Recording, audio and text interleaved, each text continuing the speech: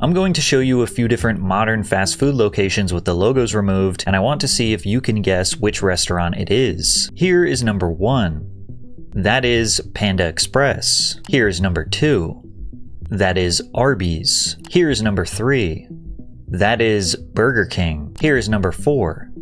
That is Wendy's. Fast food restaurants in America have completely lost their identity, but it doesn't stop at these soulless gray buildings. Fast food used to be cheap, tasty, and most importantly, fast. And on top of that, the experience used to be fun. Today, the color is gone. The prices for a meal are almost the same as a regular restaurant, and the service is slower than ever. But this did not happen by accident. In fact, it's all by design. And today I'm going to break down why fast food today is colorless, expensive, and slow. And while it might sound like all hope is lost, there is something you can do to change it. And if enough of us do that, we just might be able to return to the glory days. Modern American fast food buildings are the perfect representation of the soul that's been sucked out of the industry. What used to be these creative architectural fun houses have transformed into sterile gray boxes that are severely lacking identity. Some of them kind of look like modern homes, some of them look like banks, some of them just look like corporate offices. But when you remove the logo, you genuinely could not tell what restaurant it was. Compare that to what this architectural illustrator posted on Reddit. Even without the logos, you can still tell which building belongs to each fast food brand. Or can you? I'll see if in the comments one of you gets all 12 correct. Early Taco Bell locations were designed to evoke the look and feel of traditional Spanish and Mexican style architecture.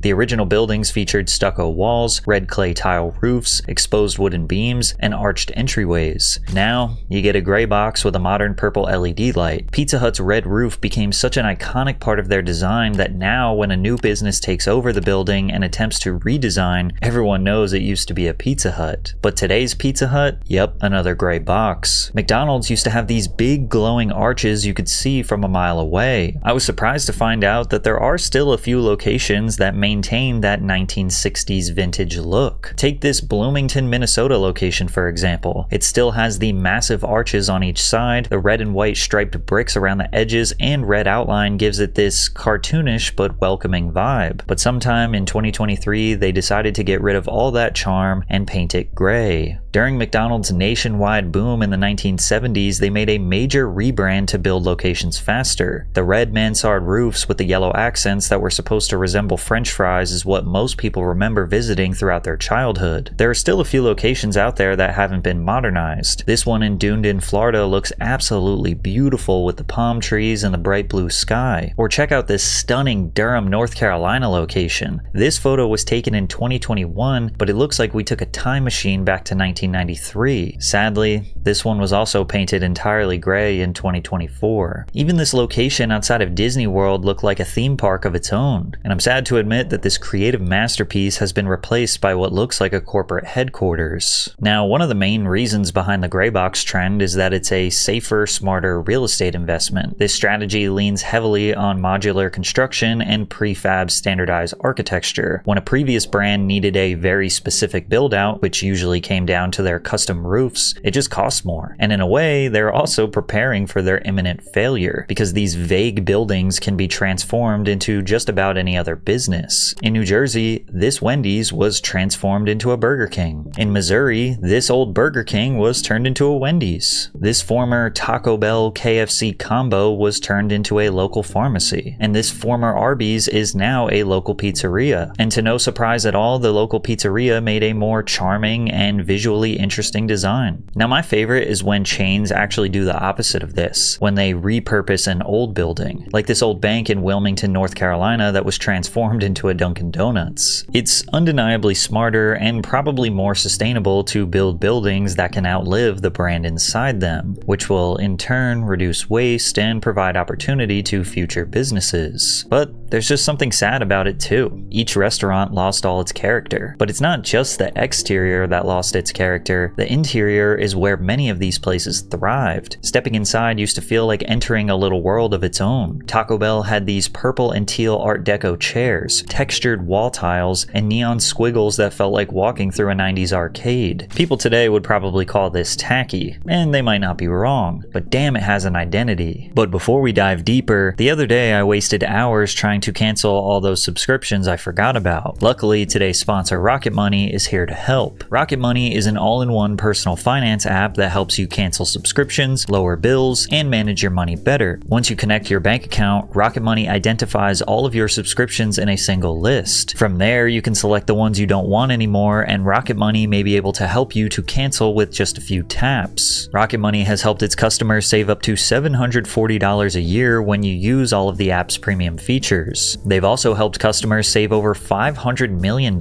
in canceled subscriptions. Take control of your finances today. To save more and spend less, join the over 5 million members using Rocket Money. Go to rocketmoney.com/PatrickCC or click the link in the description to get started for free. Wendy's had an immaculate 1970s grandma aesthetic. Wood-paneled walls, stained glass lamps hanging above every table, plush burgundy booths, and soft yellow lighting that made it feel more like a cozy living room than a fast food joint. And these sunrooms? Dude, these sunrooms absolutely ripped. Pizza Hut felt like a legit sit-down restaurant with thick carpeting, red vinyl booths, and those iconic Tiffany-style lamps that turned every meal into a dimly lit occasion. McDonald's had burger seats. Look at these burger seats. Are they a little terrifying? Sure, but I think we can all agree that we want them back. And when management started encouraging a more kid-friendly atmosphere, almost every franchisee built massive playgrounds and indoor sets packed with massive tubes, nets, and ball pits to play in while the adults got to enjoy their meal. However, for years, McDonald's had been dealing with injury lawsuits where kids hurt themselves climbing around rope ladders and monkey bars. In a 5-year span alone from 1986 to 1991, 1,500 injury claims were filed against McDonald's when kids fell off their equipment or got trapped in one of their structures. Hundreds, if not thousands of injuries went unreported, and not to mention the sanitation concerns. Even as a kid, I knew those things were filthy. Some places have still tried to hang on to that old school charm well into the 2020s. I found this 1950s retro diner-inspired McDonald's location in Williamsburg, Virginia. They have a whole-ass 1957 Chevy on the inside just parked in the middle of the restaurant. This beautiful time capsule location was, you guessed it, grayed out and turned into another modernized hospital cafeteria a few years ago. A location in Bensonhurst, Brooklyn was redesigned to a 1980s theme for a Marvel movie, and to no surprise at all, everyone loves it. And even though it still doesn't look like a true time capsule, it's just enough retro and modern combined to give the place a lot more soul. And if you're watching this and you have a fast food location near you that still has some old school charm, drop it in the comments because I want to see. But the blueprint for the modern fast food gray box, the minimalism, the neutral tone textured wallpaper, the IKEA chairs that hurt to sit in, the inoffensive abstract art, the dim industrial lighting, it can all be blamed on Chipotle. Chipotle's early 2000s expansion marked a turning point in the fast food industry. Their concept was called fast casual. You still got your food quickly, but the experience felt more elevated. The menu was simple, the ingredients were marketed as fresher, and the interiors ditched the kid-friendly chaos in favor of something more modern. Because of this, they were able to charge a higher price, and teenagers, college kids, and young professionals were more than willing to pay. But they weren't just paying for vibes. Those 2010s Chipotle burritos were massive. You used to get at least 2 servings of food for one price, which made it comparable to 2 fast food trips. Chipotle's success came at a time when McDonald's and other giants were on a rapid decline. In 2003, McDonald's stock price fell to a 9-year low, and in Q4 of 2023 was the first net loss in profits they ever had, losing $344 million.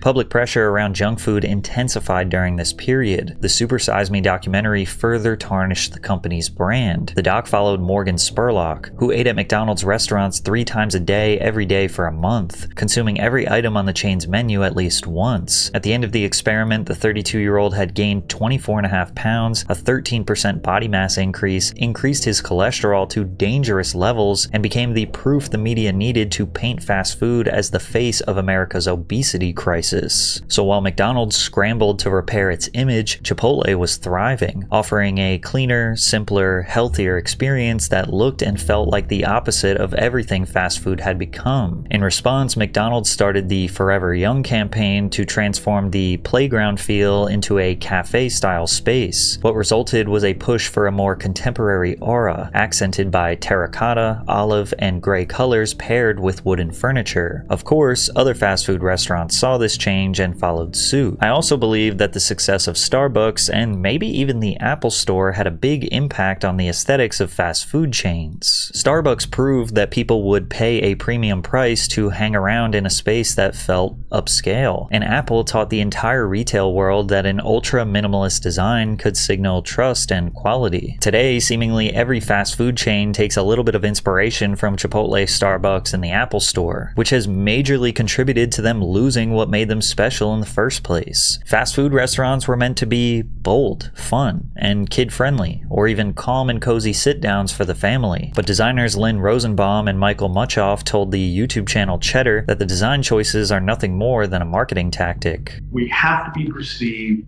as new and fresh and offering food that is new and fresh.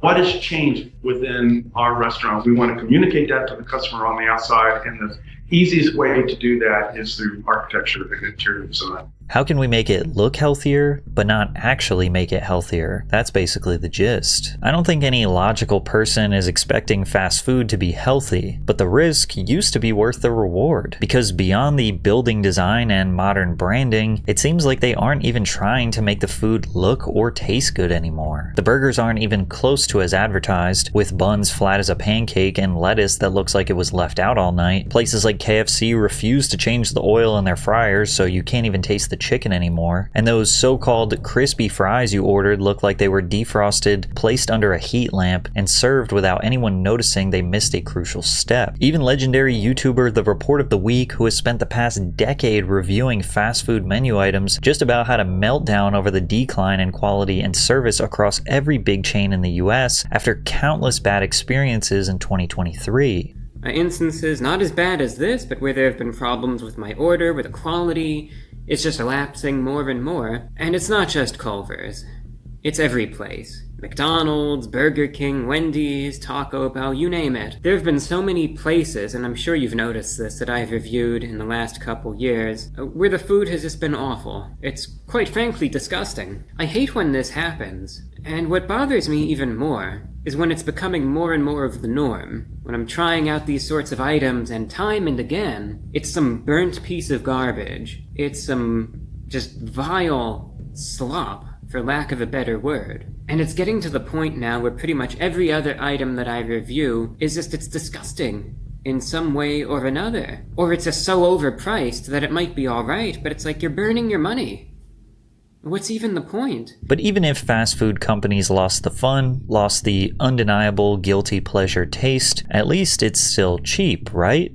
Nope. Chick-fil-A, Arby's, Wendy's, Jimmy John's, Chipotle, Taco Bell, Popeyes, and McDonald's all raised their prices by 55 to 100% between 2014 and 2024. Most of us can remember a time where $5 could fill you up at most restaurants. Maybe you'd snag a couple of grillers or a fill-up box from Taco Bell, a McDouble, McChicken, and fries, a famous bowl from KFC, and even if you wanted to get full meals, you'd still spend less than $10. What I found shocking is that Columbus, Ohio has the most affordable fast food in the country, but meals still cost $10 on average. Most cities average $12 to $13 for a fast food meal, and I can say with certainty, at least where I live, that there are plenty of local restaurants serving way better food for $13. Some McDonald's locations were charging as high as $18 for a Big Mac meal. In 2024, the McDonald's president Joe Erlinger attempted to address many of the concerns that Americans had with McDonald's prices significantly rising. What's funny is that they made this graphic that claims to debunk a bunch of myths, while claiming that the facts state that they have only raised their prices by 20 to 40% since 2019. Like they put this obnoxious claim as a myth. McDonald's medium fries increased by 138%, just to attempt to soften the blow when they say that the fact is that the average price of a medium fries was a 44% increase. Like we're supposed to be like, oh, only a 44% increase for fries that are soggy, cold, and take 20 minutes to get? That's so much better than 138%. The reality is that fast food has entirely changed its value proposition to customers in America. It's no longer about being cheap, it's about being lazy. A professor of marketing at Johns Hopkins said, "These chains are not charity organizations. They are not trying to serve cheap food to people who are complaining about high prices. They're trying to get people who have either stopped going to the store or never went there." I suspect the value pricing approach is working for McDonald's. Okay. So, they killed the vibes, ruined the taste, charged way too much money. Is it at least still fast? Well, kinda. The speed of service has drastically decreased as Americans become more dependent on the drive-thru. America runs on urgency. Our cities are built to drive around, not stop and hang out in. Our work weeks are packed, our commutes are long, and our breaks are short. Everything in our culture tells us to move faster, work more, and consume more. So we designed an entire meal experience around not having to stop moving. Pull up in your car, order before you speak to a person, get your food in a brown bag, and don't even look inside until you're already merging onto the highway, and stuff the fries down your throat with one hand while the other is on the wheel. Drive-thrus aren't about convenience. They're a survival mechanism for a society that doesn't have time to sit down. But now even that convenience is starting to collapse. What used to be a 3 to 5 minute pit stop has turned into a 15+ minute wait behind a line of frustrated drivers. Even places like In-N-Out are facing major problems, with lines that literally cause traffic on the highways next to them. Pretty much every Chick-fil-A I've ever been to around lunchtime has 2 rows of 20+ cars bumper to bumper. Many locations are trying to combat these frustrating wait times by having staff walk around with iPads so you can get that somewhat satisfaction that your order is being taken care of, but it doesn't make the food come out any faster. Now you might think that removing drive-thrus in some locations or incentivizing walk-ins would somehow speed things up, but fast food restaurants have done their homework. Research shows that 47% of US consumers would simply avoid going to a store that doesn't have a drive-thru, and twice as many people prefer using the drive-thru to going in store. And that's because of the American go culture, as well as us not prioritizing eating as a meaningful experience. It's just another task to check off the list. Meals in other countries are a cultural staple, a time to slow down, talk, share, and connect. Americans treat eating as something you do out of necessity between meetings, in traffic, or while staring at your phone. And I'm talking to you, who's literally eating a meal while watching this right now. The obsession with quick service, combined with fast food's obsession with margins, is slowly turning these restaurants into massive robotic garages, like this concept released by Taco Bell in 2022 for their new vision for making service easier than ever before, or the new designs Chick-fil-A is rolling out that prioritize quick service, or Jimmy John's cutting down the size of their restaurant to resemble more of a studio apartment. To make it even more streamlined, restaurants are releasing AI menu stands that replace human staff members, and the responses have been mixed, with some customers praising the decision and others arguing this is one step further in the wrong direction. So correct orders and no more attitudes for no reason? More jobs with human contact are going away. With fast food restaurants doing everything they can to make service seamless, and Americans demanding even more convenience, how far away are we from a robotic arm extending from a building and just dumping the food right into our mouth? But as grim as the future looks, there is a way to fight this. There is a way to demand change, get better quality food, better prices, better speeds, and an all-around better experience. The solution is quite simple, and it's being implemented all over the world. Fast food is better outside of America, not just by opinion, but by design. Many nations have stricter regulations on food quality, preservatives, and sourcing. In places like Japan, France, or Germany, the ingredients are often fresher, the portions are more balanced, and the presentation is far more respectful of the dining experience. But this change didn't necessarily happen out of respect, it was by force. Like in France, when 5 activist farmers tore down a McDonald's that was being built in the southern town of Malaga halal in August 1999. They handed out Roquefort cheese at the protest, which they said was to denounce US import restrictions and hormone-treated beef. But this was a calculated attack. In that same week, French farmers dumped 6 tons of manure on a McDonald's restaurant in Arles. This was a symbol of resistance against American food imperialism and the spread of unhealthy, standardized meals. And it wasn't just about the food, they were defending culture, agriculture,